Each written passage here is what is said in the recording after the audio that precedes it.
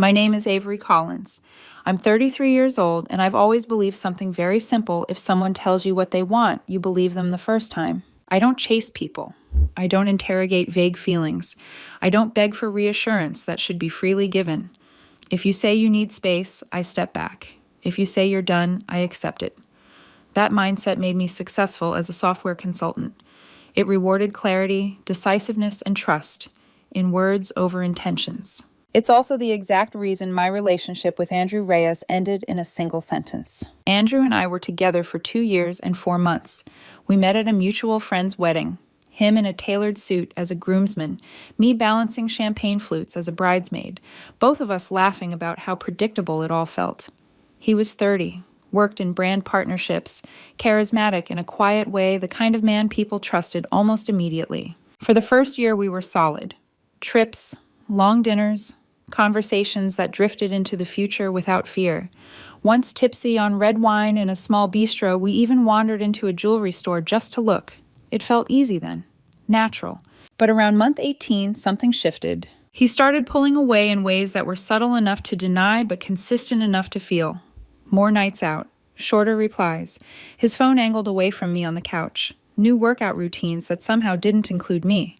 When I suggested dinner or a movie, he was suddenly exhausted. I asked him twice what was wrong.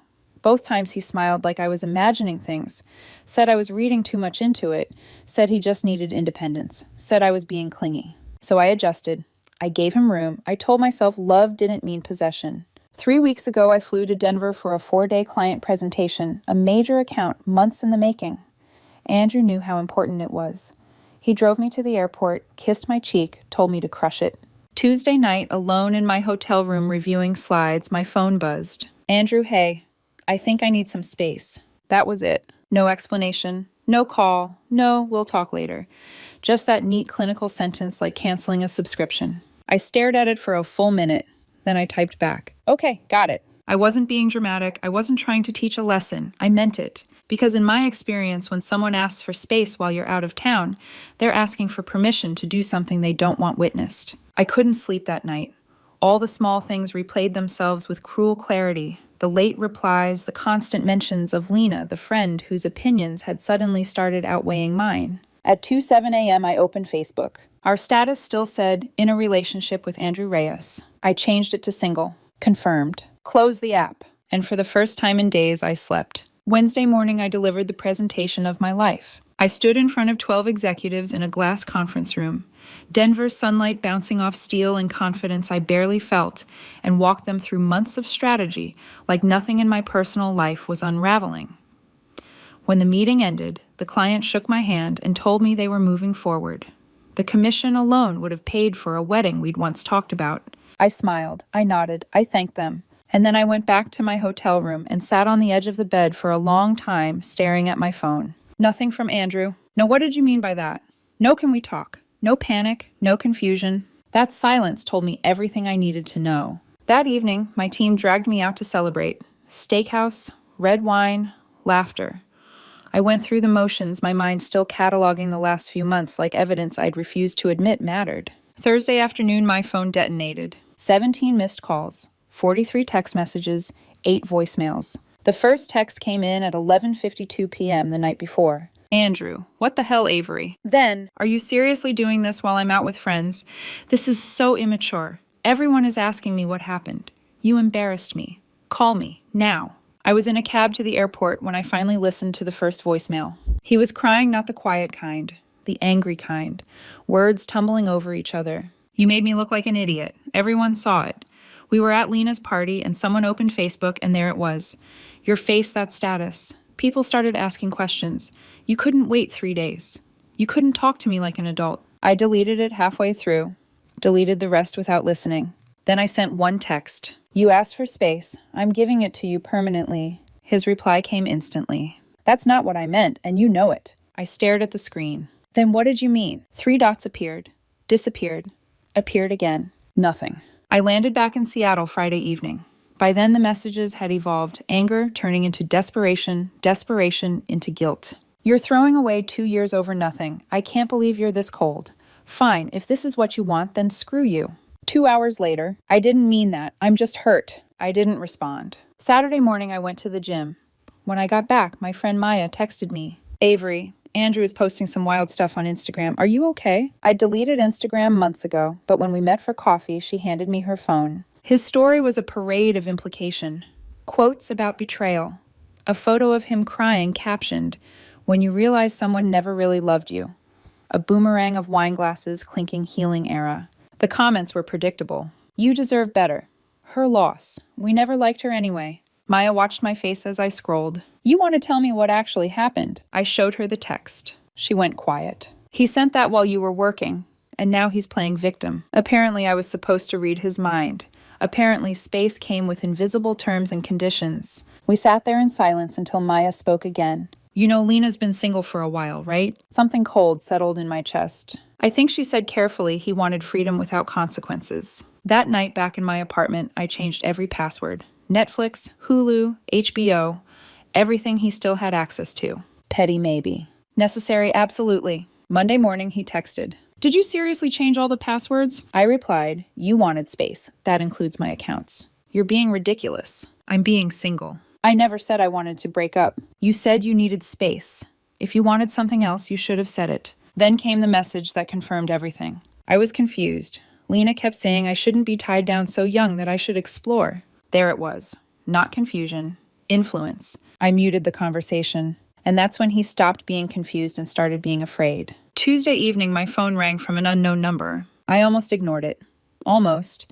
But my work brain kicked in. Clients sometimes call from blocked lines, so I answered. Avery, a woman said carefully, it's Lena. I closed my eyes. Of course it was. I just wanted to talk, she continued, her tone soft, rehearsed. Andrew is not doing well. He's been crying for days. You really hurt him. That word hurt landed wrong. Interesting, I said evenly, since he's the one who asked for space. There was a pause, a tiny recalibration. He didn't mean a breakup, she said, just a few days apart. You completely overreacted. Did he ask you to call me? Silence. Then quieter, he misses you. He loves you. This is all just a misunderstanding. I leaned back against my kitchen counter, staring at the rain streaking down the window. Let me ask you something, Lena, I said. Have you been encouraging him to take a break from me? The silence stretched longer this time. That's what I thought, I said. You've been in his ear for months, telling him he needs freedom, telling him he's too young to be tied down. And the second I actually let him go, you both realized he didn't want to be single. He just wanted options.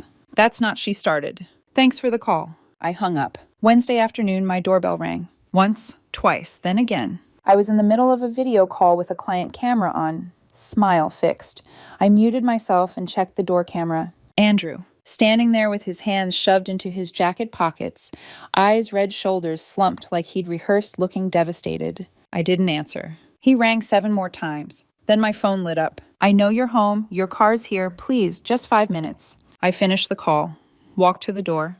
Didn't open it. Andrew, I said through the wood, my voice steady. You need to leave. Avery, please, he said, voice cracking. Just let me explain. You asked for space, I said. I gave it to you. There's nothing to explain. I didn't want to break up, he insisted. I just needed time to think, and you immediately changed Facebook and humiliated me. You sent a vague text while I was working, I replied. You didn't call. You didn't explain. You said you needed space.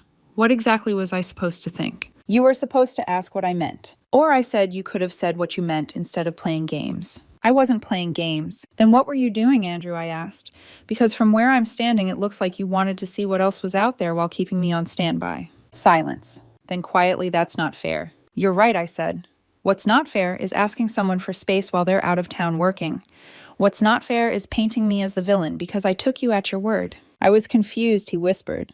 Lena kept saying. I don't care what Lena said, I cut in. You're an adult. You made a choice. You asked for space. I gave it to you. I could hear him crying on the other side of the door. Avery, I love you, he said. If you loved me, you wouldn't have done this. You already did this, I replied. I just accepted it. He stayed there another 10 minutes. I didn't move. Eventually, his footsteps faded down the hallway. And for the first time since that text, my apartment felt quiet in a way that didn't hurt. The next 2 weeks were a slow, exhausting kind of violence. Andrew swung between extremes like a pendulum with no center. One morning, my phone would light up with paragraphs, memories, apologies, promises. He wrote about the way I used to steal his hoodies, about trips we never took, about how empty his apartment felt without me. By evening, the tone would shift. You're heartless. I can't believe I ever trusted you. You ruined this for no reason. I never replied. He tried other routes. Mutual friends, casual check-ins disguised as concern. One of his coworkers messaged me to say he hadn't been sleeping. A friend from our old trivia group asked if I'd at least hear him out. I explained the situation once. After that, no one pushed. The story didn't survive daylight. Lena disappeared from his orbit almost immediately. According to Maya, who heard it from someone who heard it from someone else, she'd stopped answering his calls, stopped inviting him out, stopped being available now that the mess was real instead of theoretical. His Instagram healing era quietly ended. The crying photos vanished. The quotes stopped. He deleted the wine boomerangs. Silence replaced performance. Mine stayed private. I went to work. I cooked actual meals instead of surviving on takeout. I slept in the middle of the bed. At night, I let myself feel the grief without broadcasting it. There were moments folding laundry, brushing my teeth, when the weight hit me unexpectedly sharp and unfair. Sometimes I wondered if I'd overreacted, if I should have asked what he meant, if I should have waited, if I should have translated his ambiguity into reassurance instead of consequence. Then I'd remember how easy it would have been for him to call. 3 weeks after the text, he sent one final message. I hope you're happy. You got what you wanted. I didn't respond, but I thought about it. What I wanted wasn't to be single. What I wanted was a partner who communicated clearly, someone who didn't outsource decisions about our relationship to friends who had nothing to lose, someone who didn't ask for space when what they actually wanted was validation and permission. What I got instead was confirmation. A month passed. I blocked his number, then his email, then every lingering thread that allowed him to reach me. The notifications stopped. My phone became quiet again. Not empty, quiet. And in that quiet, something solid began to settle. 2 months after that text, Andrew stopped existing in my daily life. Not dramatically, not all at once, just gradually. The way background noise fades when you leave a room and don't realize how loud it was until it's gone. I heard about him the way you hear about someone you used to know, secondhand, filtered, slightly outdated. According to Maya, he'd untagged himself from every photo we had together, changed his profile picture to one I'd taken of him on a weekend trip to Portland. The irony wasn't lost on me. A week later, she told me he was seeing someone new, a woman he'd met at one of Lena's parties. 3 weeks in, and already posting couple photos, already performing happiness like it needed witnesses. It didn't sting the way I expected. If anything, it felt confirming. I went on a few dates, coffee, drinks, conversations that stayed pleasantly surface level. No sparks, no disasters. Just proof that my world hadn't ended, it had widened. I wasn't in a rush to replace anything. I didn't feel like I was missing something essential. Work filled the space easily. The Denver project turned into a promotion. More responsibility, more money, fewer apologies. Evenings became my own. I started running again, finished books that had been sitting untouched on my shelf for months, planned a solo trip to Japan in the spring. Something Andrew always said sounded too intense. Some nights, usually late, I let myself ask the hard question. Did I overreact? Did I mistake ambiguity for betrayal? Did I choose pride over repair? But every time that doubt crept in, I came back to the same truth. Healthy relationships don't require mind reading. They don't hinge on decoding half sentences or managing other people's influences. They require clarity, and Andrew didn't offer me that. What I missed wasn't him, not the person he became in those final months. I missed the idea of him, the version from the first year, the man who showed up, who communicated, who didn't flinch at commitment. That person didn't exist anymore, and maybe never had. It's been a few months now, and the strangest part isn't that I moved on. It's how little I miss him. I miss moments sometimes, the way he used to reach for my hand crossing the street, the playlist we built together, the version of us that felt uncomplicated. But when I picture the man who sent that text, who asked for space without explaining what he was actually asking for, who let someone else narrate his doubts while I was left guessing, I don't miss that person at all. My life is quieter now. Not empty, just intentional. I wake up without checking my phone first thing. I plan my weeks without factoring in someone else's moods. My apartment feels like mine again. Not a shared space that required constant emotional calibration. Work is thriving. I got officially promoted last month, the Denver deal still being cited as a turning point. I booked the Japan trip. I'm learning how to enjoy solitude without mistaking it for loneliness. Every once in a while, I think about that night in the hotel room, the glow of my phone, the single sentence that changed everything. I think I need some space. Maybe I could have asked questions. Maybe I could have waited, but I don't regret taking him at his word. Because when someone shows you who they are, when they communicate in half-truths, when they ask for distance instead of honesty, believing them isn't cruelty, it's clarity. And when someone asks you for space, the kindest thing you can do is give it to them, all of it.